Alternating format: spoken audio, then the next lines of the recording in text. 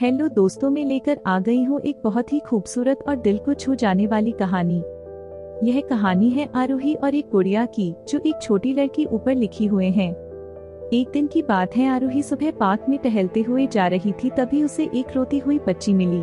आरोही ने उससे रोने का कारण पूछा तो लड़की ने बताया कि वह जिस गुड़िया से खेल रही थी वह इसी पार्क में कहीं खो गई है।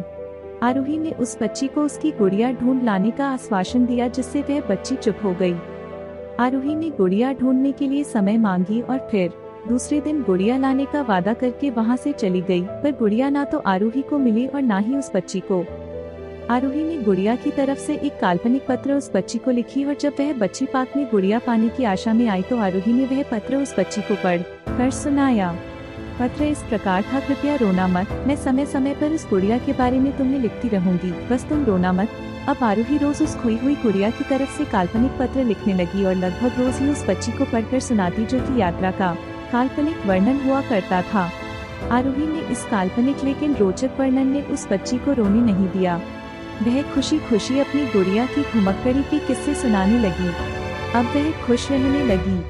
एक दिन जब काफी कहानियां हो गई तो आरोही ने एक दूसरे गुड़िया उस बच्ची को लाकर दी। जाहिर है वह गुड़िया बदली हुई थी। उस बच्ची को अपनी खोई हुई पुरानी गुड़िया जैसे नहीं लगी तो वह आरोही की ओर देखने लगी। आरोही अनजान बनते हुए गुड़िया में चिपकी एक चिट को निकाल कर पढ़ने लगी।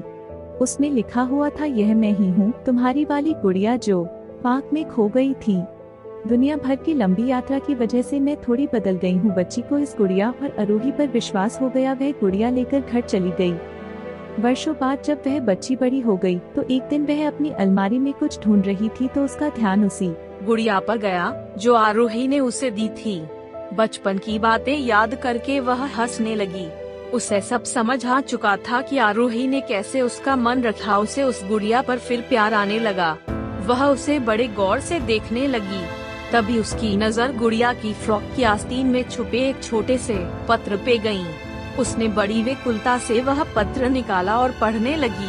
पत्र में संक्षेप में यह लिखा हुआ था: हर वह चीज जिससे तुम प्यार करती हो कभी न कभी तुमसे खो जाएगी, और जो तुम्हारे पास होगी वही तुम्हारे लिए सच्चे रूप में बनी होंगी।